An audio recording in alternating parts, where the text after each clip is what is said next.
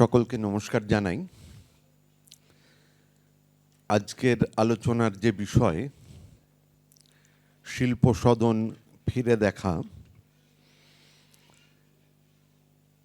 এই বিষয়টা নিয়ে দুজন যারা রয়েছেন তাদের একজন দীর্ঘদিন এই প্রতিষ্ঠানের সঙ্গেই যুক্ত, অন্যজনের পড়াশোনার ক্ষেত্র খানিকটা এই এলাকাটাকে ঘিরে, এবং এর মাঝখানে আমাকে বসানো হয়েছে। আমি খুব বিষয়টা ভালো করে জানি না, সুতরাং আমার কাজ খুব সংক্ষিপ্ত হবে। রবীন্দ্রনাথ বলেছিলেন যে মানুষের জগৎ দু রকমের, একটা জগৎ তার প্রয়োজনের জগৎ, একটা অপ্রয়োজনের জগৎ। এবং মানুষের যে প্রয়োজনের জগৎ, সেইটাকেও মানুষ অপ্রয়োজনের জগৎ করে তোলে।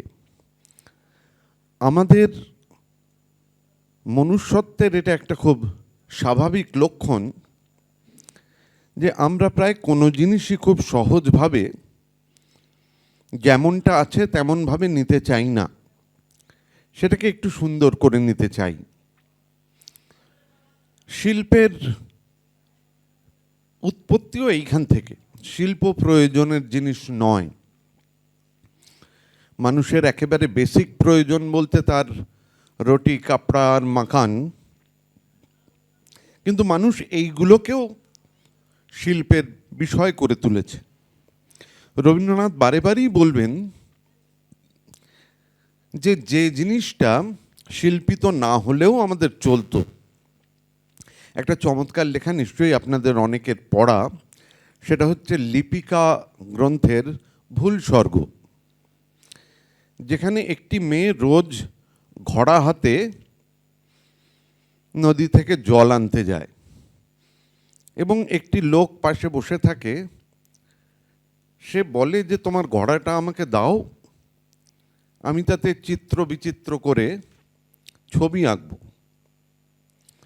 মেয়েটি প্রশ্ন করে যে তাতে কি হবে, কিন্তু শেষ পর্যন্ত তার কারণটা সে লোকটি বলতে পারে না। আসলে মানুষের আনন্দের জায়গাটাই তার অকারণ আনন্দের জায়গা। ওই ঘোড়াটা কোনো ছবি ছাড়া, কোনো অলংকার ছাড়া তার প্রয়োজন সাধন করে, কিন্তু মানুষ তারপরেও তাতে ছবি আঁকতে ভালোবাসে। মানুষ তার প্রয়োজনের জিনিসটাকেও শিল্প করে তোলে। শান্তিনিকেতন এবং বিশ্বভারতী বাঙালির রুচি নির্মাণে একটা খুব গুরুত্বপূর্ণ ভূমিকা নিয়েছে, এটা আমরা সকলে জানি। এবং প্রাথমিকভাবে শান্তিনিকেতনে কলা ভবন স্থাপিত হয়েছে, শিল্পকলার নানা রকম চর্চা এবং তার নানা রকম উদ্যোগ শান্তিনিকেতনে শুরু হয়েছে। কিন্তু যে সময় কলা ভবন স্থাপিত হচ্ছে, প্রায় তার সমকালেই রবীন্দ্রনাথ একটি প্রবন্ধ লিখেছিলেন শান্তিনিকেতন পত্রিকায় 1919 সালে, যে প্রবন্ধটার নাম হচ্ছে কলাবিদ্যা। তাতে রবীন্দ্রনাথ বলেছিলেন যে আমরা লেখাপড়া শিখি, সমস্তটাই সেটা বুদ্ধিবৃত্তির চর্চা, কিন্তু আমরা হাতে কলমে কোনো কাজকে, আমাদের সামাজিক গঠনটাই এরকম যে সেটাকে শিক্ষা বলে মনেই করি না। শিক্ষিত লোক মানি সে কতটা পড়তে পারে, কপাতা পড়তে জানে। ফলে রবীন্দ্রনাথের চিন্তার মধ্যেই এই একেবারে চারুকলার জগতের বাইরে, যেখানে মানুষের প্রয়োজনের জগৎ, সেইটাকেও শিল্পের আঙিনার মধ্যে নিয়ে আসা, এই যে ভাবনাটা, এই ভাবনাটা মানে হয়তো একটা সময় গিয়ে শিল্প সদনে রূপ পাচ্ছে, কিন্তু তার আগে থেকেই এটার নানা রকম উদ্যোগ, নানা রকম চেষ্টা, নানা রকম ভাবনা রবীন্দ্রনাথের মনের মধ্যে কাজ করেছে। ফলে আমি প্রথমেই অধ্যাপক শ্রীলা বসুকে জিজ্ঞেস করব যে এই শিল্প সদনের মানে ভাবনাটার পিছনে রবীন্দ্রনাথের কি চিন্তা কাজ করেছে এবং এটা কি করে গড়ে উঠছে এবং এর অভিপ্রায়টা কি ছিল, লক্ষ্যটা কি ছিল, উদ্দেশ্য কি ছিল?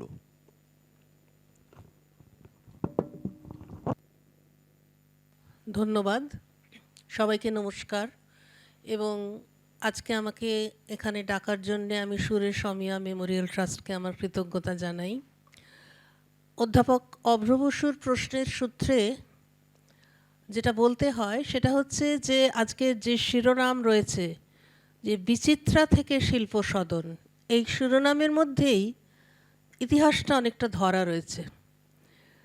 আমরা জানি যে অবনীন্দ্রনাথ যখন গভর্নমেন্ট আর্ট কলেজ থেকে চলে এলেন তখন রবীন্দ্রনাথ বাড়িতে একটা শিল্প শিক্ষার স্কুল করেছিলেন জোড়াসাঁকোর বিচিত্রা বাড়িতে, যার নামও ছিল বিচিত্রা। এবং তারপর কলাভবন তৈরির পরে শান্তিনিকেতনে 1920-21 নাগাদ প্রধানত প্রতিমা দেবী, আন্দ্রে কার্পেলস এবং রথীন্দ্রনাথ তাদের উদ্যোগে বিচিত্রা নামে একটি সংস্থা তৈরি হয়, যেটা শান্তিনিকেতনেই ছিল। একটা বড় টিনের শেডে নানা রকম কাজ শেখানো হতো। কেন এটা শুরু হলো? এটা শুরু হলো, এর কারণটা অনেকেই বলছেন, তার মধ্যে ধীরেন্দ্রকৃষ্ণ দেববর্মন বলছেন যে গুরুদেব সবসময় বলতেন যে শিল্পীকে কিন্তু অর্থকরী দিক থেকে স্বাবলম্বী হতে হবে, শুধু শিল্প চর্চা করলে হবে না। এটা একটা দিক, অর্থকরী দিকটা। এবং আর একটা জিনিস যেটা রবীন্দ্রনাথ থেকে শুরু করে নন্দলাল বসু, রথীন্দ্রনাথ সকলেই কম বেশি চেয়েছিলেন, সেটা হচ্ছে যে আমাদের স্বাভাবিক প্রবণতায় কারুশিল্প আর চারুশিল্পের মধ্যে চারুশিল্পকে বেশি কুলীন বলে মনে করা হয়, ফাইন আর্টস। ক্রাফটসের ভূমিকা অনেক কম। এই যে ভেদাভেদটা, এইটা রথীন্দ্রনাথ, প্রতিমা দেবী এরা দূর করতে চেয়েছিলেন বিচিত্রায়। এবং তারপর বিচিত্রা চলে যায় শ্রীনিকেতনে, এবং শ্রীনিকেতনের যেটা মেটার্নিটি সেন্টার ছিল তখন সেখানে এই হাতের কাজের চর্চা শুরু হয়। এবং সেখানে বই বাঁধাই করছেন সেটা নিয়ে আলাদা করে কাজ রয়েছে পিয়ারসনের লেখায়। শুক্লা বলে একজন গালার কাজ শেখাচ্ছেন ইলামবাজারের রূপচাঁদ গুঁই। এটা আমি বলছি একেবারে প্রথম দিকের কথা, 1922-23 এই সময়টায়। এবং তারপর এই যে শিল্প সদন নামটা আমরা আজকে বলছি, এই নামটা তো অনেক পরের, আগে নাম ছিল শিল্প ভবন। এবং 1937 সালে শিল্প সদন সেটা বিশ্বভারতীর আলাদা একটা ইউনিট হিসেবে যুক্ত হলো। এখন কলাভবন সত্ত্বেও কেন শিল্প সদন, এই প্রশ্নটা অনেকেই যারা এটা নিয়ে আলোচনা করেছেন তারা তুলেছেন। এটার একটা স্পষ্ট জবাব আমরা পাচ্ছি রথীন্দ্রনাথের কাছ থেকে। বিশ্বভারতী নিউজের একটি লেখায় 1941-এ রথীন্দ্রনাথ বলছেন, ইংরেজি লেখা, আমি উদ্ধৃতিটা দিচ্ছি না, কিন্তু রথীন্দ্রনাথের বক্তব্য হচ্ছে যে বহু চেষ্টা করা সত্ত্বেও শান্তিনিকেতনে ক্রাফটের চর্চাটা, শান্তিনিকেতনের সয়েল শব্দটা উনি ব্যবহার করছেন, কোনো কারণে শান্তিনিকেতনে ক্রাফটের চর্চাটা ঠিকমতো বিকশিত হতে পারছে না। এবং সেই জন্যে আমরা শ্রীনিকেতনে কাজ শুরু করলাম। এখন কেন বিকশিত হতে পারছে না, কোথায় কলাভবনের সঙ্গে তার জায়গাটা আলাদা হয়ে যাচ্ছে, কেন ফাইন আর্টসের একটা আধিপত্য থেকে ক্রাফট বেরোতে পারছে না, এই জটিলতায় আমি এক্ষুনি যাচ্ছি না। কিন্তু আমরা জানি যে যে সংস্থাটার পরে শিল্প সদন নাম হবে, সেই সংস্থায় নানা রকম কারুশিল্পের চর্চা শুরু হচ্ছে। এবং আমার মনে হয় আমি উদ্দেশ্যটা কোথায় কলাভবন থেকে আলাদা। আপনারা জানেন যে কলাভবনে এখনও অনেক ডিপার্টমেন্ট আছে যেটা শিল্প সদনেও আছে, কিন্তু কলাভবন আর শিল্প সদনের উদ্দেশ্য এক নয়। শিল্প সদন অনেক বেশি গ্রামের সঙ্গে সংযুক্ত ছিল। রবীন্দ্রনাথ যে গ্রাম পুনর্গঠনের কথা বলেছেন, এবং রবীন্দ্রনাথ তো শুধু কথা বলেই ক্ষান্ত থাকতেন না, রবীন্দ্রনাথ নানা ধরনের কাজ করেছেন। 1905-এ কুষ্টিয়ায় তিনি বয়নশিল্প শেখাবার ব্যবস্থা করছেন। গ্রামের কাজের সঙ্গে গ্রামের মানুষকে অর্থকরী করার জন্যে এই হ্যান্ডিক্রাফটসের যে ভূমিকা রবীন্দ্রনাথ বারবার বলছেন, এইটার রূপায়ণ হলো শিল্প সদনের মধ্যে। কলাভবন কিন্তু অনেক বেশি শিল্পের জন্যেই শিল্প চর্চা করছে, অর্থকরী দিকটায় গ্রাম গঠনের কাজটা শিল্প সদনে অনেক বেশি গুরুত্ব পেয়েছে এখনও। আচ্ছা, আমি রাজকুমার দাকে একটু জিজ্ঞেস করি যে এই যে বিভিন্ন গ্রামীণ হস্তশিল্প বা নানা রকমের কুটির শিল্প, এখন শান্তিনিকেতন বা শ্রীনিকেতনও এর যে সামগ্রিক উদ্দেশ্য, সেইটার সঙ্গে এগুলোকে রবীন্দ্রনাথ মেলাচ্ছেন কিভাবে, এবং মানে এই প্রতিষ্ঠানের মূল স্রোতের সঙ্গে এই জিনিসগুলোকে কিভাবে সংযুক্ত করা হচ্ছে, কোন কোন দিকে কাজগুলো যাচ্ছে বা কারা এর সঙ্গে যুক্ত থাকছেন, সে সম্পর্কে আপনি যদি কিছুটা আলোকপাত করেন।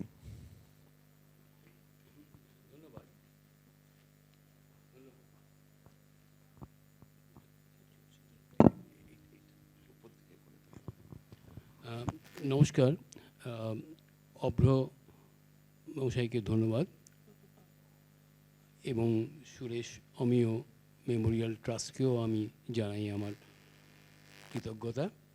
আজকে আমরা একটা গুরুত্বপূর্ণ বিষয় নিয়ে কথা বলছি, এবং যেই প্রতিষ্ঠান নিয়ে কথা, সেখানে আমি দীর্ঘকাল চাকরি করেছি, কাজ করেছি, অনেক কিছু করার চেষ্টা করেছি, কি পেরেছি তার হিসেব আমি দেব না এখন।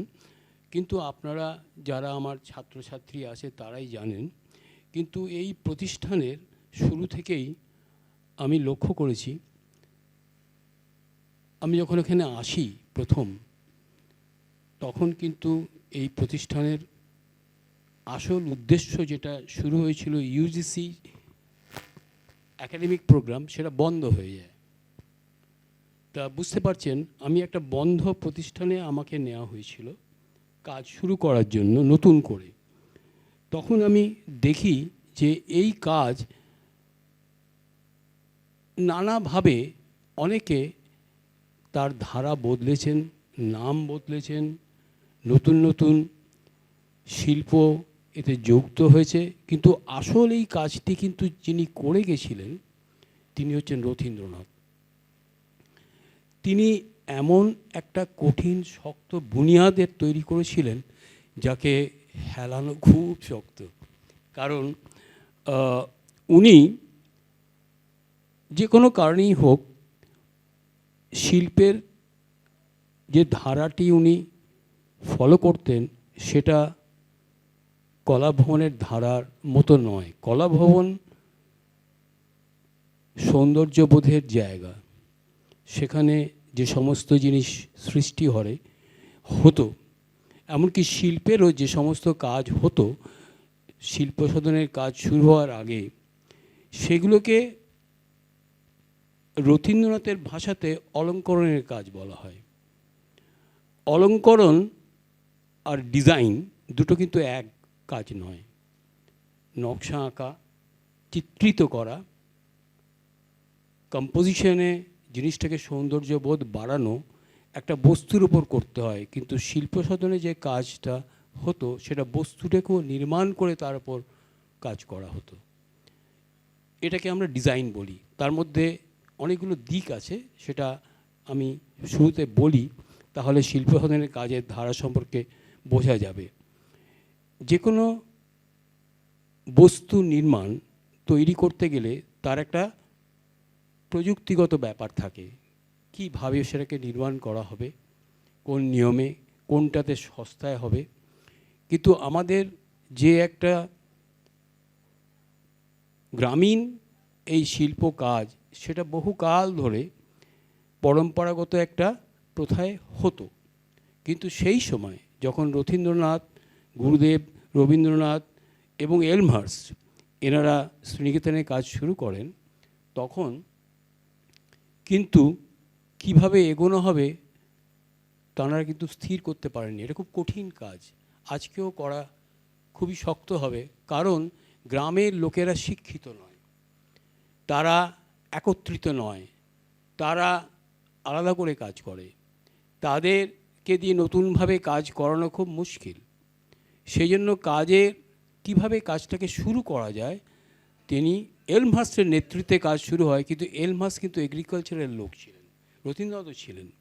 এগ্রিকালচারের গুরুত্ব বেশি ছিল সেই সময়, এবং গ্রামে গিয়ে যে সমস্ত কাজকর্ম হয়েছিল তাতে কিন্তু গ্রামের যে পুনরুজ্জীবন, সেটা অন্য অনেক দিকে কিন্তু এলমহার্স্ট চেষ্টা করে পাল্টানোর চেষ্টা করেছিলেন।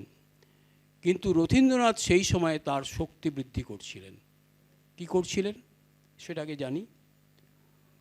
আসলে রথীন্দ্রনাথ যেহেতু একজন বিজ্ঞানী ছিলেন, কৃষি বিজ্ঞানী, উনি একটা যন্ত্র সম্পর্কে ওনার আগ্রহ ছিল, ওনাদের একটা যন্ত্র নিয়ে একটা কারবারও ছিল এককালে গাড়ির ব্যাপারে।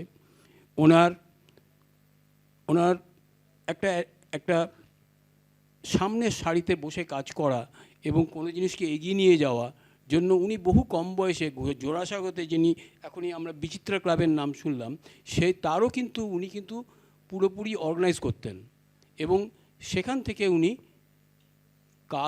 চারু শিল্পের ব্যাপারটা খুব ভালোভাবে শিখেছিলেন। এবং তারপরে উনি দেখলেন যে এখানে কি করা যায়।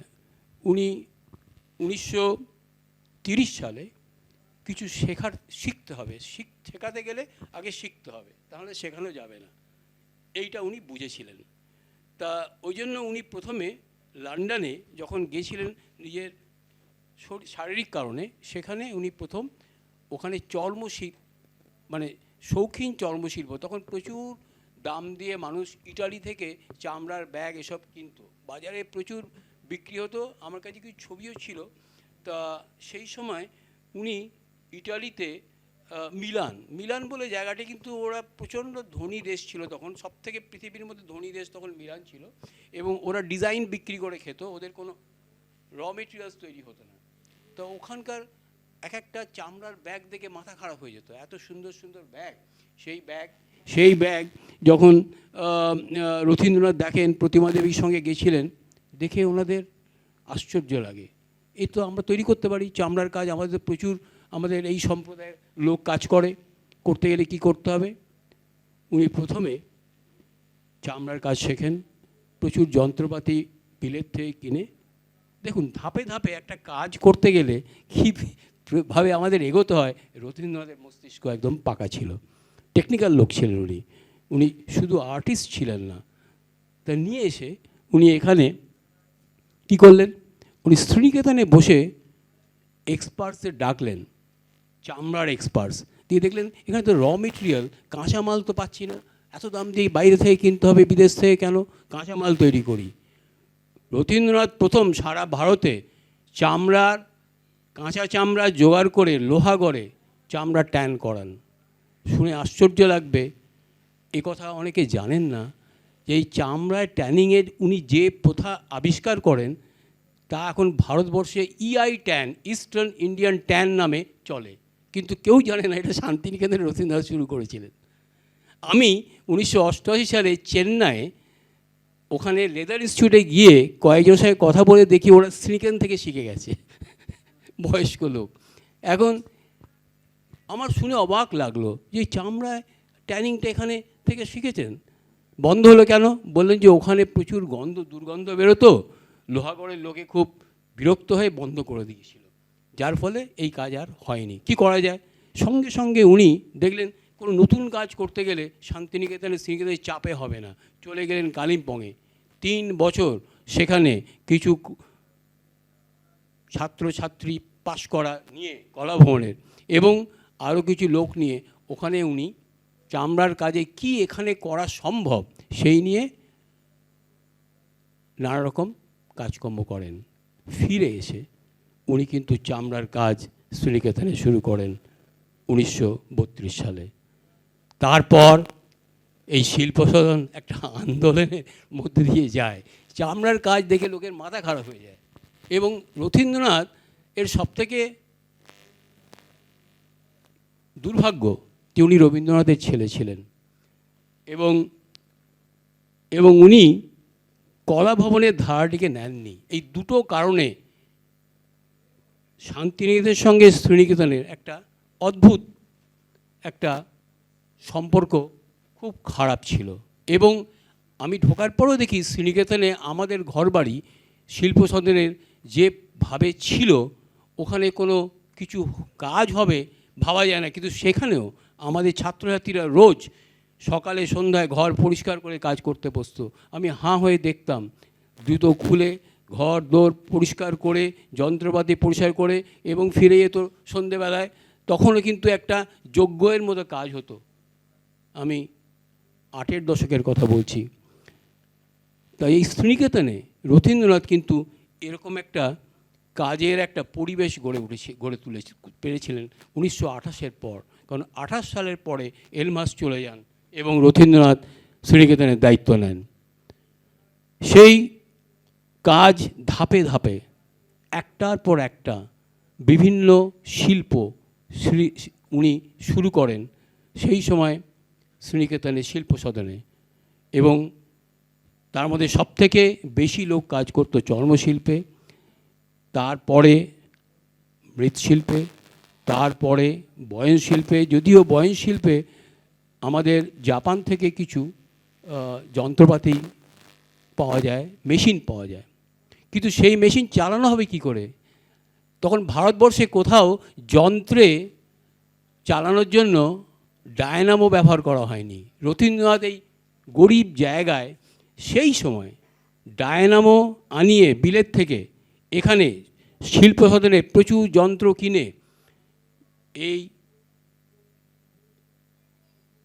স্পিনিং মিল, আমাদের উইভিং মিল, এই যন্ত্রগুলোকে উনি ডায়নামোতে এবং কাঠের যন্ত্রপাতি ডায়নামোতে বিদ্যুৎ সাপ্লাই করে উনি এইগুলোকে কাজ করাতেন এবং একটা মিশ্র পদ্ধতিতে উনি উৎপাদনের ব্যবস্থা করলেন। তাতে কিন্তু অনেক কম খরচায়, অনেক কম দামে অনেক ভালো রকম মানে জিনিসপত্র তৈরি করা সম্ভব হয়েছিল।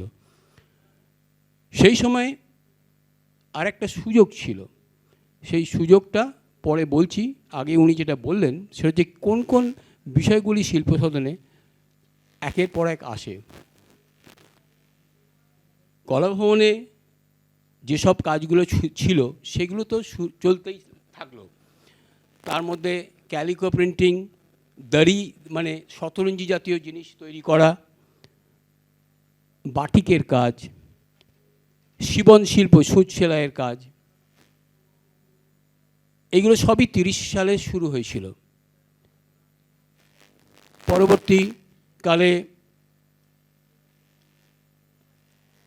হ্যাঁ, দারু শিল্পের কাজ তো চলতো, কাঠের কাজ। একটা কথা খুবই গুরুত্বপূর্ণ, যেহেতু রথীন্দ্রনাথ জানতেন দারু শিল্প খুব ভালো হবে, উনি সেই জোড়াসাঁকোয় কাসাহারো নামক একজন জাপানি শিল্পী 1911 সালে ওই জোড়াসাঁকোয় যেটা রথীন্দ্রনাথ দেখতেন সেই ব্যাপারের মধ্যে কিছু ফার্নিচার তৈরি করা শুরু করেন কাসাহারা, এবং সেটা দেখতেন রথীন্দ্রনাথ এবং নন্দলাল। তখন নন্দলালও কিন্তু জোড়াসাঁকোয় অবনীন্দ্রনাথের সঙ্গে কাজ করতেন একই সঙ্গে। কিন্তু রথীন্দ্রনাথ কিছু লো হাইট ফার্নিচার ডিজাইন করেন সেই সময়তে, এখানে আসার বহু আগে, এবং সেই ফার্নিচার তৈরি করেন কাসাহারা। রথীন্দ্রনাথ বোঝেন যে এই ব্যক্তিকে আমার দরকার, এবং রবীন্দ্রনাথের অনুরোধে কাসাহারা শ্রীনিকেতনে জয়েন করেন 1922 সালে শেষে। 23 সাল থেকে কাজ শুরু করেন, এবং শ্রীনিকেতনের কপাল তখন এতই ভালো ছিল যে লক্ষ্মীশ্বর সিংহ বলে এক ব্যক্তি, যিনি ব্রাহ্মণ কিন্তু ছোটোবেলা থেকে কাঠের কাজে হাত পাকিয়েছিলেন, তিনি এসে শ্রীনিকেতনে অর্থকরী রোজগারের উদ্দেশ্যে এলমহার্স্টের নেতৃত্বে গ্রামীণ কাজে যুক্ত হন। গ্রামে গ্রামে গিয়ে কাজ করতেন, এবং সেই সময় উনি এখানে একটা ট্রেনিং নিতেন কাঠের কাজে কাসাহারার ছত্রছায়ায়। এবং তখন রবীন্দ্রনাথ যখন শ্রীনিকেতনের কবিকক্ষের বাড়িতে কিছু আসবাবপত্র তৈরি করাবেন ঠিক করলেন, উনি বললেন এগুলো আমি করে দেবো।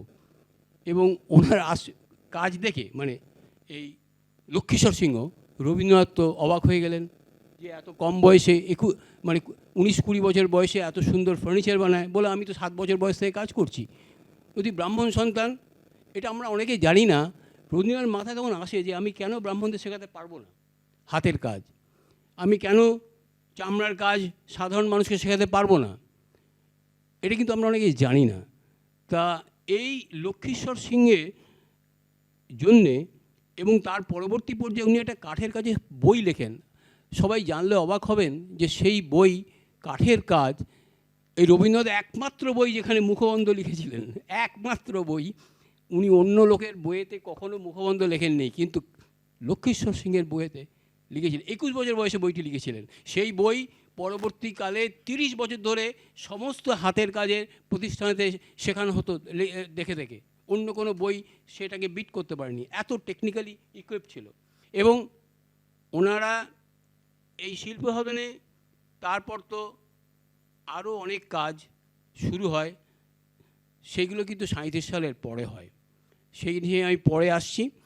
তা তা এটা একটা আন্দোলনের ভূমিকাতে হয়, এবং সেই চর্মশিল্পের কাজ থেকেই একটা ধারা নিতে থাকে, একটা সৌন্দর্যের ধারা, যেটা ক্রমশ একটা রূপ শান্তিনিকেতনী ছাপ আনে।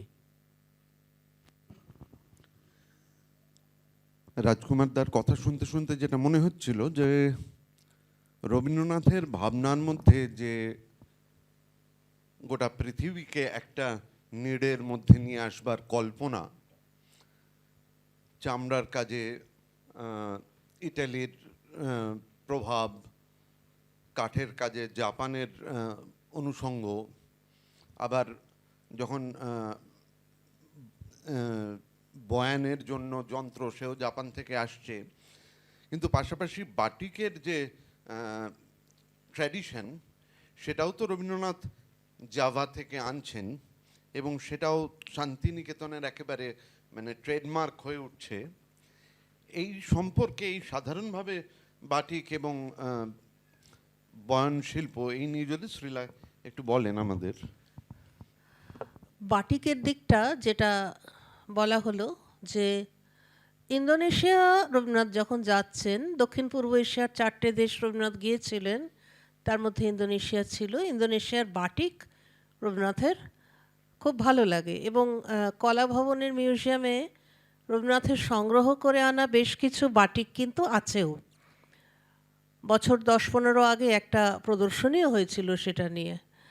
তো রবীন্দ্রনাথ যখন ইন্দোনেশিয়া গিয়েছিলেন, এবং এখনও ইন্দোনেশিয়াতে যেভাবে বাটিক হয়, কান্টিং বলে একটা চামচের মতো জিনিস দিয়ে বাটিকটা করা হয়, নন্দলাল বসু সেটা বদলে দিলেন তুলিতে। এবং ইন্দোনেশিয়াতে দেখেছি যে তারাও কিন্তু জায়গায় জায়গায় যেখানে অনেকটা স্পেস, সেখানে ওই ফ্ল্যাট তুলি, ফ্ল্যাট ব্রাশের ব্যবহার করেন। তো যাই হোক, রাজকুমার দা যেটা বলছিলেন চামড়ার কাজের কথা, রথীন্দ্রনাথ কিন্তু চামড়ার বাটিকের সূচনা করলেন। এটা একটা বিপ্লব, কলাভবনে পাটিকের কাজ শুরু হয়েছিল, এটা ঠিক, কিন্তু রথীন্দ্রনাথ এই যে চামড়ার ট্যানিং, একে মুস্তাফি বলে একজন, তিনি রথীন্দ্রনাথের সহায়ক ছিলেন, এবং তখনকার রিপোর্টে দেখেছি যে বীরভূমে 20,000 মানুষ তাঁত চামড়ার কাজ করতেন, তাদের সঙ্গে রথীন্দ্রনাথ যোগাযোগ করছেন এবং ট্যানিংয়ে সেই চামড়া ভিজিয়ে পিটিয়ে, এবং আরও অনেক মানুষকে, যেটা রাজকুমারদা বললেন যে মিলান থেকে রথীন্দ্রনাথ চামড়ার কাজ শিখে এসেছিলেন, এবং তিনি চামড়ার ওপর যেরকম মোম দিয়ে কাপড়ের ওপর বাটিক করা হয়, সেরকম চামড়ার ওপর গঁদ দিয়ে বাটিক করা হয়, এই প্রথাটা তিনি চালু করলেন। এবং ইন্দোনেশিয়াতে এখনও কাঠের ওপর বাটিকের চল আছে, রথীন্দ্রনাথ কিন্তু কাঠের ওপর বাটিকও করেছিলেন। কাজেই এই বাটিকের, এবং এখানে এর মধ্যে একটা ছোট্ট গল্প আছে, সেটা বলি, যে যখন রবীন্দ্রনাথ ইন্দোনেশিয়া থেকে বাটিকের কাপড় আনলেন এবং রবীন্দ্রনাথের সঙ্গে সুরেন্দ্রনাথ কর গিয়েছিলেন, তিনি বাটিক কিছুটা শিখে এলেন, কিন্তু বাটিক শেখাবেন কীভাবে? ইন্দোনেশিয়া সেটা ডাচ উপনিবেশ, তো তিনি দুটো বই এনেছিলেন, সেটা ডাচ ভাষায় লেখা। অমিয় চক্রবর্তীর স্ত্রী, যাকে রবীন্দ্রনাথ হৈমন্তী নাম দিয়েছিলেন সোনালী চুল বলে, সেই হৈমন্তী দেবী সেই বইটি অবলম্বনে বাটিকের ওপর একটা বই লেখেন ইংরেজিতে, এবং সেই বই নিয়ে বাটিকের চর্চা শুরু হয়। তারপর সেটা চামড়ায় এবং কাঠে, রথীন্দ্রনাথ, তিনি তো কাঠের কাজ, কাসাহারার কথা বলেছেন রাজকুমার দা, এবং রথীন্দ্রনাথ তো শান্তিনিকেতনের উদয়নের যে বাগান পরিকল্পনা, সেখানেও কিন্তু ওই কাসাহারার সাহায্য নিয়ে উদয়নের যে অপূর্ব অসামান্য বাগান, সেটা পরিকল্পনা করেছিলেন। তো যাই হোক, বাটিকের কথা হচ্ছিল, তার সঙ্গে চামড়াকে জুড়ে নিলেন রথীন্দ্রনাথ, এটা একটা দিক। এবং তাঁতের কথা, লক্ষীশ্বর সিংহের প্রসঙ্গ রাজকুমারদা বলেছেন।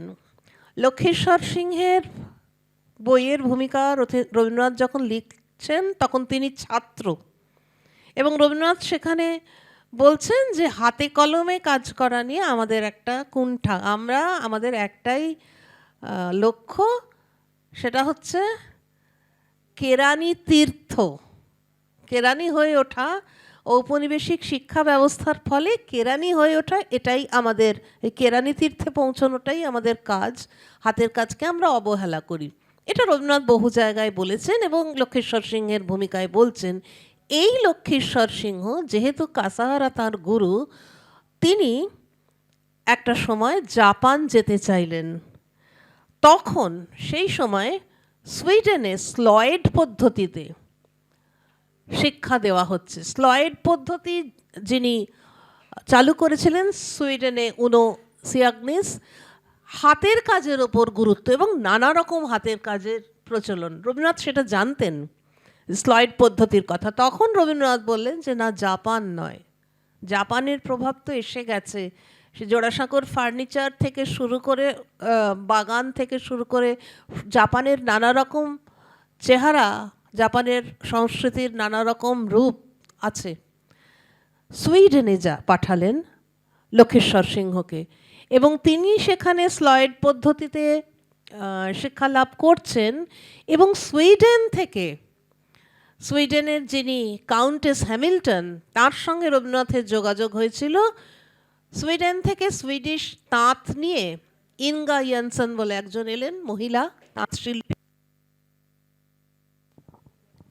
এবং তারপর এলেন সিডার ব্লুম। এরা যে ডিজাইন প্রবর্তন করলেন শিল্প সদনে, আমরা যে শান্তিনিকেতনের পর্দা, বেড কাভার, কুশন কাভার বলে যেটাকে চিনি, যেটা মধ্যবিত্ত বাঙালির গৃহসজ্জায়, অন্দরসজ্জায় খুব গুরুত্ব পেয়েছে, সেইটা কিন্তু অনেক দূর পর্যন্ত এই সুইডিশ তাঁত শিল্পীদের অবদান। এবং সুইডিশ যে লুম, তার আগে তো পিট লুম, ওই মাটিতে বসে লুমের কাজ করাতো। সুইডিশ লুম চালানো কিন্তু কঠিন, মাকুটা ভারী, সেটা একটা আলাদা টেকনিক আছে। তো এইটা শান্তিনিকেতনে আস্তে আস্তে চালু হলো তাঁত। এবং আমরা জানি যে রবীন্দ্রনাথ বহুদিন ধরেই গ্রাম উন্নয়নের যে কাজ করছেন, সেই কাজে কিন্তু বয়ন বিভাগ শিল্প সাধনের তার গুরুত্ব খুব বেশি। আমরা বিভিন্ন রিপোর্টে দেখছি যে 29 সালে দেখছি যে 15টি গ্রামে শিল্প সাধনের, তখন শিল্প সাধন নামটা হয়নি, তারা ট্রেনিং দিচ্ছেন। এবং সাঁওতাল পাড়ায় যাতে নতুন করে তাঁত বসানো যায় সেই জন্য ডিস্ট্রিক্ট ম্যাজিস্ট্রেট অনুদান দিচ্ছেন। এইগুলো সমস্তই কিন্তু রথীন্দ্রনাথের নেতৃত্বে হচ্ছে।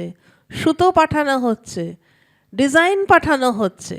এবং আমরা যে শান্তিনিকেতনের ঝোলা যেটাকে বলি, সেটাও কিন্তু ওই সিডার ব্লুমের ডিজাইনে প্রথম শান্তিনিকেতনের ঝোলা তৈরি হয়। শ্রীনিকেতনের যারা কর্মী, শিল্পকর্মী, তাদের মধ্যে আমরা দেখছি যে, আমরা জানি এখনও কিছুটা এটা হয় যে 3টে ভাগ, একদল যারা শ্রীনিকেতনেই কাজ করছেন, একদল যারা গ্রামে যাচ্ছেন এবং একদল গ্রামেই কাজ করছেন। তাদের কাছে সুতো বা ডিজাইন পৌঁছে দেওয়া হয়। মেয়েদের নিয়ে রথীন্দ্রনাথের কথা বলতে গেলে প্রতিমা দেবীর কথাও বলা দরকার, যে মেয়েদের জন্য তিনি একটি সংস্থা করছেন, পল্লী কারুকারি। বিভিন্ন গ্রামে মেয়েদের হাতের কাজের চর্চা, এই সমস্তটায় কিন্তু বয়ন শিল্পের একটা গুরুত্বপূর্ণ ভূমিকা আছে। রিপোর্টে দেখছি যে 1949-50-এর রিপোর্ট, সেখানে বলা হচ্ছে যে তাঁত থেকে বিক্রি হচ্ছে প্রায় 1.5 লাখ। 1949 সালে 1.5 লাখ টাকা, বুঝতেই পাচ্ছেন সেটা কম নয়। কাজেই অর্থকরীভাবে গ্রামকে নিজের পায়ে দাঁড় করাবার যে স্বপ্ন রবীন্দ্রনাথের ছিল, সেইটা কিন্তু শিল্প সাধন করেছে। যেটা রাজকুমারদা বললেন খুব জরুরি কথা, যে কলাভবনে অলংকরণ, কিন্তু ডিজাইনের জায়গাটা কিন্তু আলাদা, সেটা অনেক বেশি মাটির সঙ্গে গাঁথা।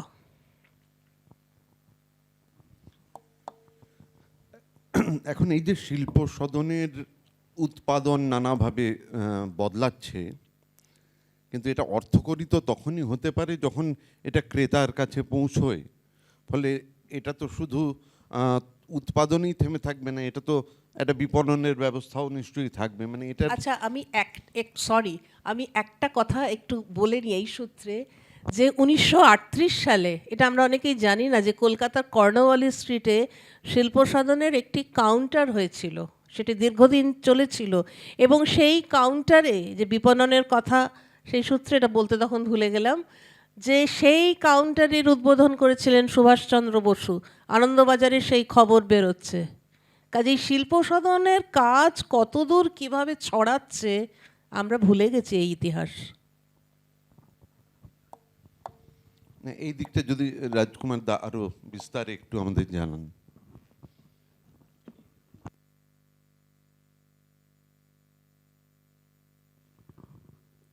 যে কোনো প্রতিষ্ঠানে যেখানে কিছু তৈরি হয়, উৎপাদন হয়, সেখানে বিপণন তো একটা অপরিহার্য অঙ্গ।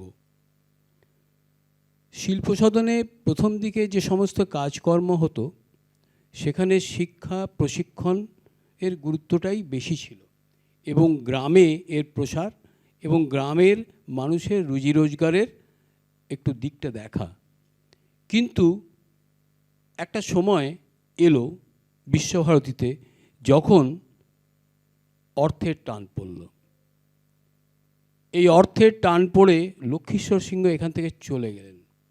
স্লয়েড শিক্ষা সম্পূর্ণ হলো না, প্রশিক্ষণ এখানে। উনি চলে গেলেন, আবার সুইডেনে চলে গেলেন, এবং খুবই দুর্দিন ছিল সেই সময়। সেই সময় একটা সারা পৃথিবীতে অর্থনৈতিক মন্দা চলছিল, এবং বহু ইন্ডাস্ট্রি জার্মানি, লন্ডন বা অন্যত্র একটা একটা করে বন্ধ হয়ে যাচ্ছিল, প্রথম বিশ্বযুদ্ধের পরে আবার দ্বিতীয় বিশ্বযুদ্ধে। এবং এমন একটা অবস্থাতে রথীন্দ্রনাথ দেখলেন এই দুর্যোগটাই হচ্ছে সুযোগ। কীভাবে সুযোগ করলেন উনি?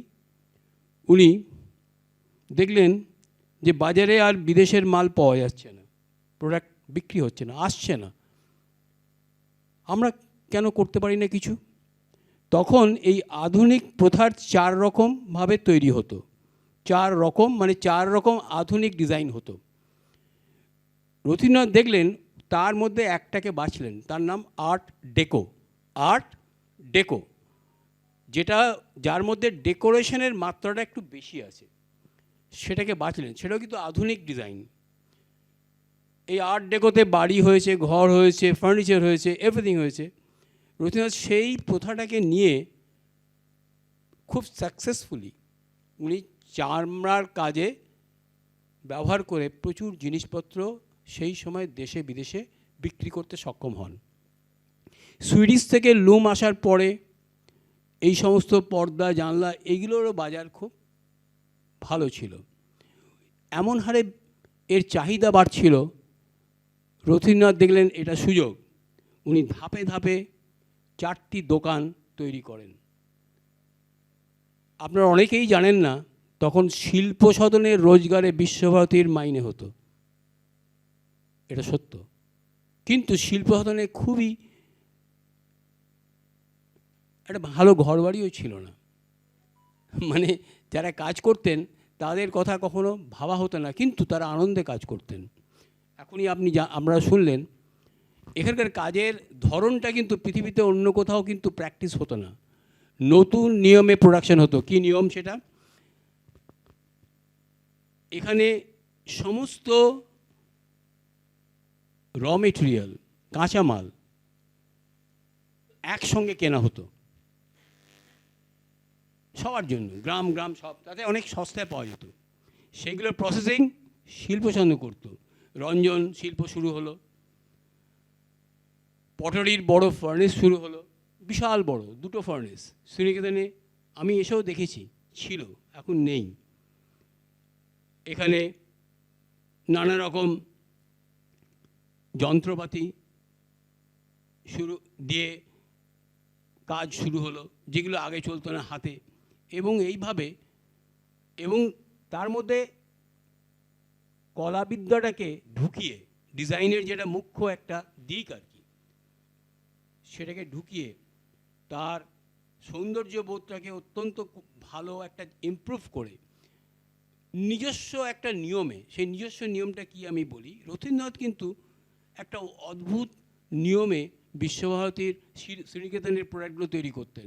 উনি কিন্তু রং বেরঙের জিনিস পছন্দ করতেন না।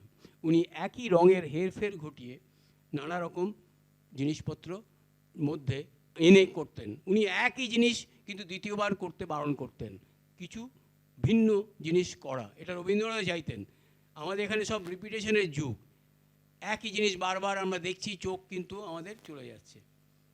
কিন্তু সেই সময় বিশ্বভারতীতে একই জিনিস বারবার তৈরি হতো না, প্রত্যেকবার নতুন করে দেখতেন। যেহেতু আমরা সারা ভারতে দেখি পরম্পরাতে কোনো কাজ হয়তো মনে হবে একই রকম, একই পরিবারের, কিন্তু জিনিসটা আলাদা, হাতে করা।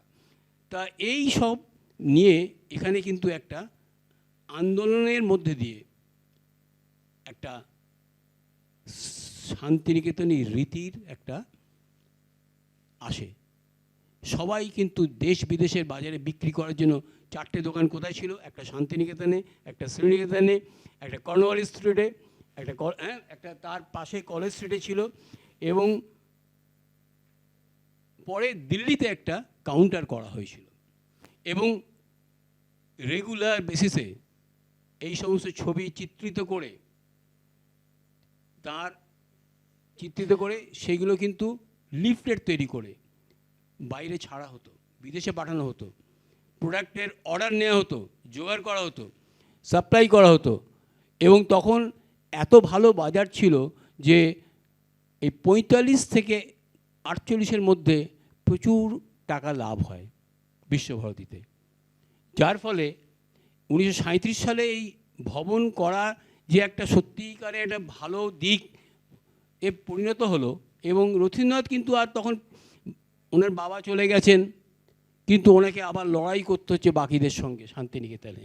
উনি কিন্তু পাশে একমাত্র সুরেনগড় ছিলেন, আর যারা ছিলেন তারা কিন্তু পাশে কখনো দেখা দিতেন না, মুখে বলতেন আছি। মানে সত্যিকারের বন্ধু কিন্তু সেই বিচিত্রা স্টুডিও থেকে সুরেনগড়ই ছিলেন রথীন্দ্রনাথের শেষ দিন পর্যন্ত। তা আর পরে লক্ষ্মীশ্বর সিংহ হয়েছিলেন। লক্ষ্মীশ্বর সিংহ সেই রথীন্দ্রনাথের ডাকে 48 সালে আবার কিন্তু শান্তিনিকেতনে জয়েন করেন, এবং রথীন্দ্রনাথ এর ডাকে উনি কিন্তু আবার শিল্প সদন, বিনয় ভবন, পাঠভবন, শিক্ষা দপ্তর সমস্ত সিলেবাস তৈরি করেন, এবং উনি কিন্তু এর মূলে ছিলেন। কিন্তু আমরা কখনো ওনার নাম শুনি না। এই আমার খুব খারাপ লাগে যে ওনার শতবর্ষে আমরা কিছু করতে পারিনি, অথচ আমি দুর্ভাগ্যক্রমে সেই সময় শ্রীনিকেতনের দায়িত্বে ছিলাম। ভাবতে পারি না, আমি ভাবতে পারি না, কারণ আমি জানতাম না। তাই এইসব লোকের কথা বললে খুবই কষ্ট হয়, যারা আজীবন শিল্প সদনের স্বার্থে কাজ করে গেছেন তাদেরকে আমরা মনে রাখি না। এই রথীন্দ্রনাথ, আমি যখন বিশ্বভারতীতে জয়েন করি তখন কিন্তু রথীন্দ্রনাথের নাম উচ্চারণ হতো না। কেউ নাম করলে তাকে কিন্তু তার প্রচুর অসুবিধার সম্মুখীন হতে হতো। কেন? আমি এই নিয়ে অনেক গবেষণা করে ওনার শতবর্ষ থেকে প্রথম ওনার নাম নিয়ে পৌষমেলা এক্সিবিশন করি। আমাকে এই বিষয়ে যথেষ্ট হেল্প করেছিলেন সব্যসাচী বন্দ্যোপাধ্যায় ভট্টাচার্য, এবং রথীন্দ্রনাথের নামে সেই প্রথম একটা বই ছাপানো হয় নাম দিয়ে শতবর্ষে। 4টে রেডিও টক করা হয়, আমি অর্গানাইজ করি। এখন আমার খুব ভালো লাগে যে এইসব লোকের জন্য কাজ করতে পেরেছি। তা এখন দেখুন, শিল্প সদনকে আমরা কেউ দেখিনি। শান্তিনিকেতনে কোনো দিন শিল্প সদনের জন্য কোনো বরাদ্দ হয়নি। কিছু না হোক কোনো ডিপার্টমেন্টে যতজন মানুষ কাজ করেন তার 10 গুণ লোক সবসময় শিল্প সদনে কাজ করতেন, এবং একাধারে উৎপাদন, প্রশিক্ষণ 7টা কোর্সে পড়ানো হতো। একটা নয়, দুটো নয়, তিনটে নয়, 7টা বিভিন্ন শিল্পে। কিন্তু কেউ ওখানে যেতেন না। ওখানে তো লোকেদের জন্য মাল তৈরি হয়, এরকম একটা ছোটোভাবে দেখা। গ্রামের লোকেরা কাজ করে, হাতের কাজ করে। হাতের কাজ যে মানুষের মাথা পরিষ্কার করতে কত মূল্য আছে সেটা আমরা কখনো বুঝিনি। আজকে মানুষ যারা শিক্ষায় নিযুক্ত তারা কিন্তু নতুন করে শিক্ষা কথা একা ব্যবহার করেন না, শিক্ষা এবং প্রশিক্ষণ দুটো কথা একসঙ্গে ব্যবহার হয়। কিন্তু আমাদের খুব দুর্ভাগ্য, সেই সময় যারা শিক্ষিত মানুষ তারা প্রশিক্ষিত ছিলেন না। এই সূত্রেই আপনাকে আরেকটা কথা জিজ্ঞেস করি। এই যে 40-এর দশকের পরে 50-এর দশক, কেন্দ্রীয় বিশ্ববিদ্যালয় হয়ে যাচ্ছে বিশ্বভারতী, এবং রথীন্দ্রনাথও তার পরেই শান্তিনিকেতন থেকে চলে যাচ্ছেন। এইটার প্রভাব শিল্প সদনের ওপর মানে কতটা এবং কিভাবে পড়লো? সত্যি এই যে কেন্দ্রীয় বিশ্ববিদ্যালয়ের এবং ইউজিসির ব্যবস্থা, তাতে কি এই রকম একটা ডিপার্টমেন্ট তার মানে স্বাধীনভাবে সফলভাবে কাজ করতে পারে? মানে এটা আপনি কিভাবে বলবেন? আপনি এই সময় কাজ করেছেন, আপনার অভিজ্ঞতাটা আমরা জানতে চাই একটু। আসলে আমি আগেই বললাম, আপনারা হয়তো জানেন বা কি জানেন না, এই বিশ্বভারতী কেন্দ্রীয় বিশ্ববিদ্যালয় হওয়ার অনেকেরই মত ছিল না প্রথম দিকে, যারা সত্যিকারে শান্তিনিকেতনকে ভালোবাসতেন। রথীন্দ্রনাথ তার মধ্যে একজন। কিন্তু উনি বাধ্য হয়ে এই প্রস্তাবটা গ্রহণ করেন, কারণ উনি জানতেন যে উনি যে সমস্ত যজ্ঞ শুরু করেছেন সেইগুলো নিয়ে ভাবনা চিন্তা আদৌ হবে কি হবে না। যাই হোক, তা যখন একটা কমিটি করে এটাকে কেন্দ্রীয় বিশ্ববিদ্যালয়ে পরিণত করা হয়, তার আগে বিশ্ববিদ্যালয়ে শুধু ডিপ্লোমা দেওয়া হতো, কোনো ডিগ্রি দেওয়া হতো না। কারণ ইউনিভার্সিটি সরকারি না হলে ডিগ্রি দেওয়া হয় না। ডিপ্লোমা থেকে degree, post graduate degree, PhD এইসবগুলো হওয়া সম্ভব। সকলেই অন্য ভবন তাতে খুবই খুশি কিন্তু শিল্প ভবনে তখন পর্যন্ত ট্র্যাডিশনাল নিয়মে, পরম্পরা নিয়মে কাজ শেখানো হতো। সেটা কি ছিল? সেটা হচ্ছিল অ্যাপ্রেন্টিসশিপ মেথড। কারোর ছত্রছায়ায় কাজ শিখে, আরেকজনের ছত্রছায়ায় কাজ শিখে একটা পর্যায়ে আসার পর তখন তাকে সার্টিফিকেট দেওয়া হতো এবং তাকে শিল্প সদনে নিযুক্ত করা হতো বা সে বাইরে চলে যেত। তো এই অ্যাপ্রেন্টিসশিপ মেথডে কিন্তু বিলেতেও কাজ হতো। সেখানে গিল্ড ছিল, তাদের সরকার থেকে দেখভাল করতো। আমাদের দেশে এইসব কিছু নেই, ছিল না। যদিও আমরা বিলেতি অনেক জিনিস ধার করেছি, কিন্তু ভালো জিনিসগুলো নিয়ে নিই। আমরা কাউকে সংঘবদ্ধ করতে শিখিনি, তাহলে তো আমরা রাজনীতি করতে পারবো না। তো সেই কারণে এখানে যখন শিল্প সদনে শিক্ষার কথা আসে তখন ইউজিসি বলে এই সব উৎপাদন হবে না, শিক্ষা কি দেবে দাও, উৎপাদন হবে না, কোনো ইউনিভার্সিটিতে উৎপাদন হয় না। অনেক কষ্ট করে পাঠভবন আর শিক্ষাক্ষেত্রকে বাঁচানো গেল, অনেক কষ্ট করে রথীন্দ্রনাথ। কিন্তু শিল্প সদন কী হবে?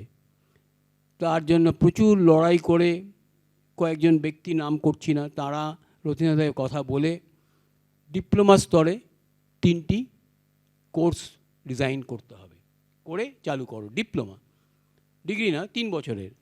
কারণ তখন হাতের কাজে শিক্ষিত লোক, ডিগ্রিধারী লোক ছিল না, পরম্পরাগত কাজ কলভবনেই ছিল না, তো শিল্প সদনে কী করে থাকবে? তো কিসের শিল্প সদনে সেই সময় 3টি বিষয়ে শেখানো হতো। কি কি? একটি ছিল দারুশিল্প, কাঠের কাজ, ফার্নিচার, এইসব শেখানো হতো। 2টো ভাগ ছিল, উডক্রাফট আর ফার্নিচার। আরেকটি ছিল বয়নশিল্প। বয়নশিল্পের 4টে ভাগ ছিল, তার মধ্যে রঞ্জন শিল্প, আমাদের ছাপাই, বয়ন, এগুলো ছিল, আর ডিজাইন। এখন এই সব ডিসিপ্লিনের সঙ্গে আর একটা ডিসিপ্লিন 1948 সালে শিল্প সদনে যুক্ত হয়। সেটা হচ্ছে গিয়ে টেকনিক্যাল স্টাডিজ। কারণ রথীন্দ্রনাথ জানতেন যে হস্তশিল্পের কাজের যদি ঠিকমতো তুলতে ওপরে নিয়ে যেতে হয়, তাহলে টেকনিক্যাল দিকগুলো কিন্তু ঠিকভাবে ইন্ডাক্ট করতে হবে, গ্রহণ করতে হবে। সেই সময় ভারতবর্ষে একমাত্র টেকনিক্যাল ইনস্টিটিউট ছিল কলকাতায়, ক্যালকাটা টেকনিক্যাল স্কুল, যেখানে ইলেকট্রোমেকানিক্যাল ইঞ্জিনিয়ারিং ডিপ্লোমা দেওয়া হতো। সেখানে কিন্তু লক্ষ্মীশ্বর সিংহ লেখাপড়া করেছেন, কিন্তু 2 বছর পরে ছেড়ে দিয়েছিলেন। সেখান থেকে ঋষিকেশ চন্দ্র, তিনি আগে শিল্প মানে কলাভবনে ছিলেন, পরে ওখান থেকে উনি ইলেকট্রোমেকানিক্যাল ইঞ্জিনিয়ারিং নিয়ে শিখে উনি শিল্প সদনে ইলেকট্রোমেকানিক্যাল ইঞ্জিনিয়ারিং একটা বিভাগ খোলেন এবং সেখানে ওই ইলেকট্রোমেকানিক্যাল ইঞ্জিনিয়ারিংয়ে ডিপ্লোমা দেওয়া হতো।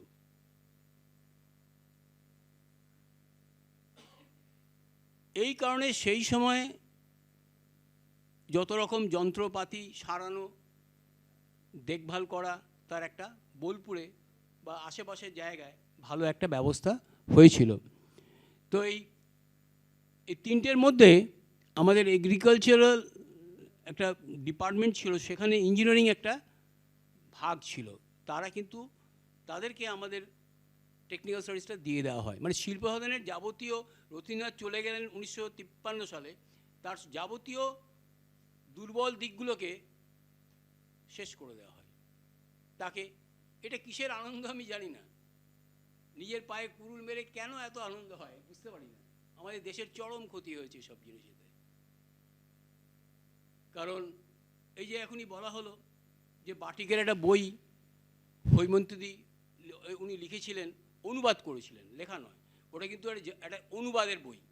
সেই অনুবাদের বই রথীন্দ্রনাথ করিয়েছিলেন ওনাকে দিয়ে। সেই রথীন্দ্রনাথ কিন্তু একটা খুব দুঃখ করে একটা চিঠি লিখছেন তখনকার উপাচার্যকে, দেহরাদুন থেকে, যে আমি বহু কষ্ট করে এটাকে অনুবাদ করেছিলাম বাটিক শিল্পের একটা বই। সেই বইটাকে আমি 4 বার চিঠি লিখে আমি চেয়েছিলাম, আমাকে তার একটা কপি দেওয়া হয়নি। আমি ওই বইটাকে আবার নতুন করে প্রিন্ট করাতে চাই দেহরাদুন থেকে। দেখুন, বসে আছেন দেহরাদুনে, মন পড়ে আছে কিন্তু শিল্প সদনে। এই ছিলেন রথীন্দ্রনাথ। তো যাই হোক, শিল্প সদনের কিন্তু দুর্দিন আদৌ যাবে কি না আমি জানি না। এই যে কোর্স চালু হয়েছিল সেটাই কিন্তু শিল্প সদনের একদম শেষ পেরেক বোধহয় পোতা হয়েছিল। কারণ উৎপাদন বন্ধ করে আমি 1982 সালে আহমেদাবাদে একটা ইনস্টিটিউটে পড়াতাম, ন্যাশনাল ইনস্টিটিউট অফ ডিজাইন। তার সৃষ্টি করেছিলেন সারাভাই, নামকরা লোক। সেখানে আমি গিয়ে দেখি এই বিশ্ববাদী শিল্প সদনের নীতি অনুসরণ করে ওনারা শেখাচ্ছেন। আমরা বহু শিখরে পৌঁছেছিলাম, আমাদের মাটির তলায় ঢুকিয়ে দেওয়া হয়েছে।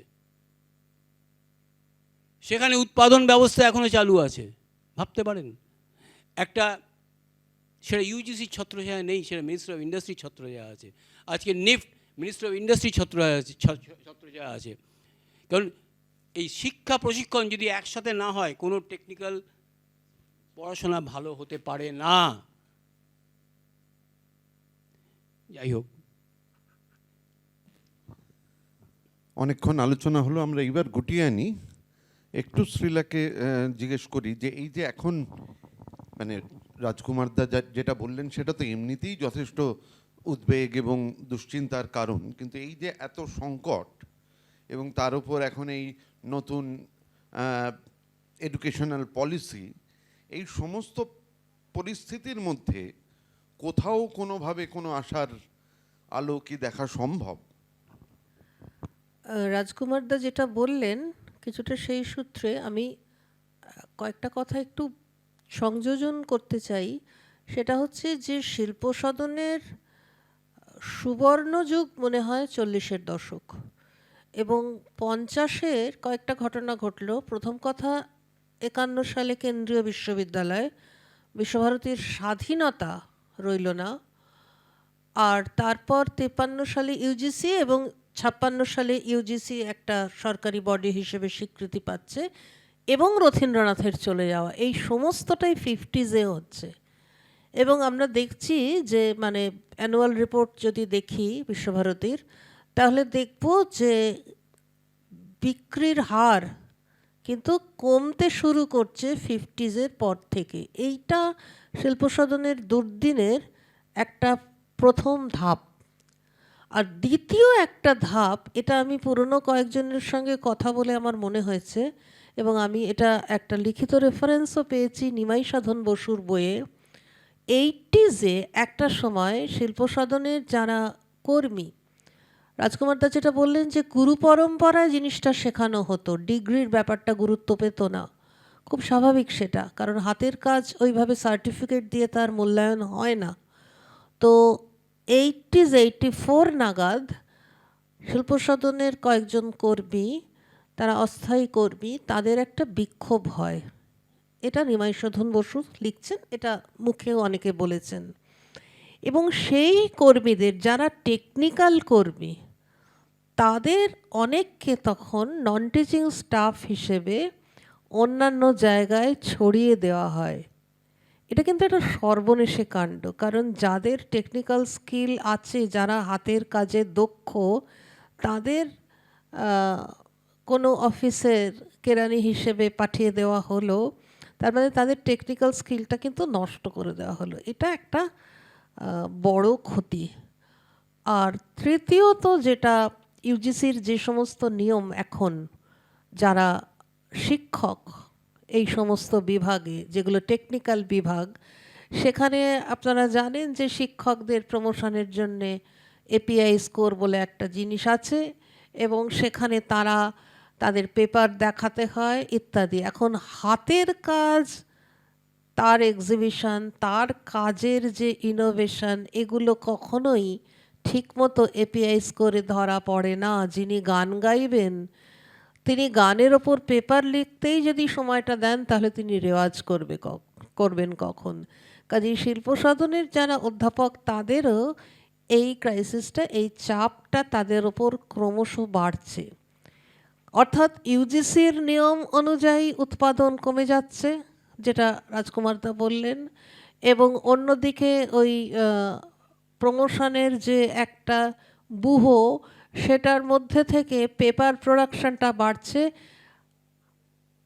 ক্রাফট প্রোডাকশনটা কমছে। এইটা একটা সাংঘাতিক জিনিস, যেটা থেকে উদ্ধার পাওয়ার কতটা সম্ভাবনা আছে। তবে তার মধ্যে কেউ কেউ শিল্প সাধনের কোনো কোনো অধ্যাপক এখানেও রয়েছেন, কেউ কেউ তারা কিন্তু নানা রকম কাজ করছেন, যে তারা আসলে তারা যাদের মধ্যে এই হাতের কাজের নেশাটা আছে, তারা কাজ না করে থাকতে পারেন না।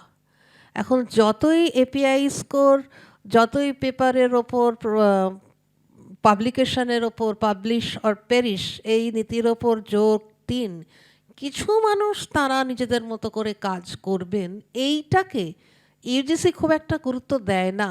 কিন্তু সম্প্রতি বিশ্বভারতীতে প্রোডাকশনের ওপর গুরুত্ব দেওয়া হচ্ছে। যেমন শিল্প সাধনের যে একটা সেলস কাউন্টার আছে, যেটা একটু অনিয়মিত ছিল, সেটা এখন নিয়মিতভাবে খোলা হচ্ছে, সেখানে প্রোডাকশন সামান্য হলেও বেড়েছে। কাজেই প্রোডাকশনকে এনকারেজ করা হচ্ছে, এটা খুবই ভালো কথা।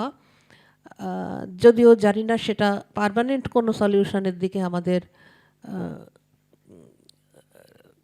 ঠেলে দেবে কি না, কিন্তু টেকনিক্যাল ব্যাপার তো, মানে বলুন।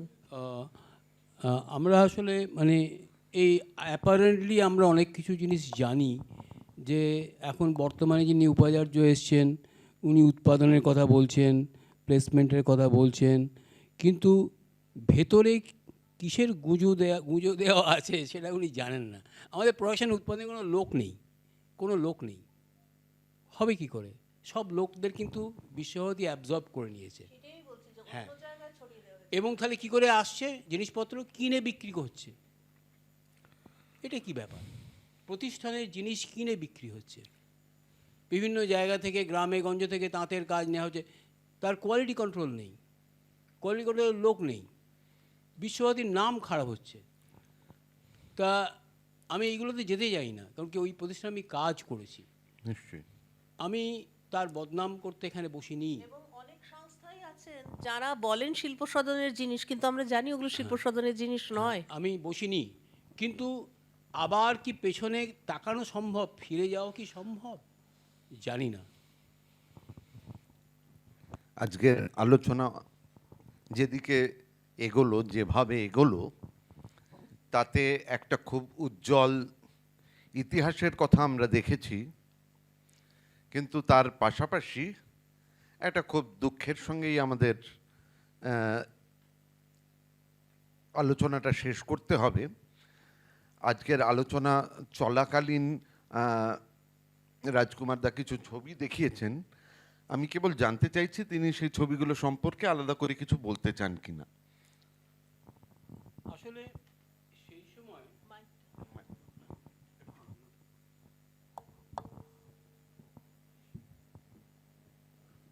সেই সময় আর পরে যান, এই যে আগে আগে আগে তার আগে, হ্যাঁ তার আগে ধরুন এই চিত্রটি, এটা হচ্ছে গিয়ে ইন্টেরিয়ার ডিজাইনের ওপর রথিনয়ের কাজ তখনকার দিনে। দেখে মনে হয় এটা তখনকার দিনের কাজ, 1930 সালে ভাবা যায়। এর ফার্নিচার, তার সাজসজ্জা, পর্দা, তার সিলিংয়ের ডিজাইন, দেয়ালের ডিজাইন, এসব অসাধারণ কাজ। অনেক অনেক বেশি নানা রকম জিনিস স্টাডিজ দেখে জেনে বুঝে কাজ করে এগুলো শিখতে হয়, অনেক গভীরে যাওয়ার প্রয়োজন। পরে দেখি এই যে, তারপরে এই তখনকার দিনে পটরির কাজ শুরু হয়েছিল শুরুর দিকে। তারপরে বাটিকের কাজ, তারপর বাটিকের কাজ। বাটিকের কাজে শিল্পসামগ্রী যখন বিক্রি হতো তখন এই রকম ছবিতে লিফলেটে ছাপিয়ে, দেখুন আজকের দিনের ফ্যাশন প্যারেড আর গত শতাব্দীর 4-এর দশকের ফ্যাশন প্যারেড, দেখুন তফাৎ দেখুন। শাড়ি পরে বাটিকের শাড়ি লোকে লাফিয়ে নিয়ে নেবে, ঝাঁপিয়ে নিয়ে নেবে, কিনে নেবে। তা এইসব জিনিস শিল্পসামগ্রী উৎপাদন হতো, কেন বিক্রি হবে না? তারপরে হ্যান্ডলুম উইভিং, দেখুন ডিজাইন, দেখুন কত পরিচ্ছন্ন রুচির কাজ। Handmade paper. এরপরে আমি আরেকটা কথা বলতে ভুলে গেছি, একটা কথা বলি। সেই সময় দেখুন, বললাম না দুর্যোগ আর সুযোগ একসঙ্গে পাশাপাশি। জার্মানি থেকে 2 ভদ্রলোক পালিয়ে এসে এখানে ছিলেন, বিশ্বভারতীতে এসেছিলেন। রবীন্দ্রনাথ ওকে দেখলেন যে উনি পটারির কাজ জানেন, গ্লেজ পটারির কাজ, উনি শ্রীনিকেতনে পাঠান। রবীন্দ্রনাথ ওনাকে দিয়ে স্থানীয় মাটিতে, যেটা কিন্তু সাদা ক্লে নয়, কালো মাটি, কোনোদিন কেউ করেনি, এই শিল্পসাধনের মাটিতে নিয়ে ওই কালো মাটির ওপর কাঁচের প্রলেপ লাগিয়ে গ্লেজ পটারি তৈরি করেন। চারটিখানি ব্যাপার নয় কিন্তু, এটা মুখে বলা যত সহজ, কাজে পরিণত করা অত সহজ নয়। যারা গ্লেজে বিশেষজ্ঞ, কেমিস্ট্রি যারা বোঝেন, তারাই জানেন যে নতুন কিছু কাজ করার কত কত কত কত কঠিন কাজ। এইসব কাজ রবীন্দ্রনাথ করেছিলেন। তা ভাবতে পারি না, বহু জিনিস নিয়ে উনি কাজ করেছিলেন। কেন? যাতে রবীন্দ্রনাথের প্রতিষ্ঠানটি যেন নষ্ট না হয়, ধ্বংস না হয়, টিকে থাকে। এই যে আমরা শান্তিনিকেতনে যা দেখি, অনেকে বলেন রবীন্দ্রনাথের জায়গা, কিন্তু রবীন্দ্রনাথ করে তৈরি করেছেন প্রত্যেকটা জিনিস। রবীন্দ্রনাথ এবং সুরেনকর, তারা না থাকলে বিশ্বভারতী কেউ দেখতে পেতেন না আজকে। আমরা আজকের অধিবেশন এখানেই শেষ করব।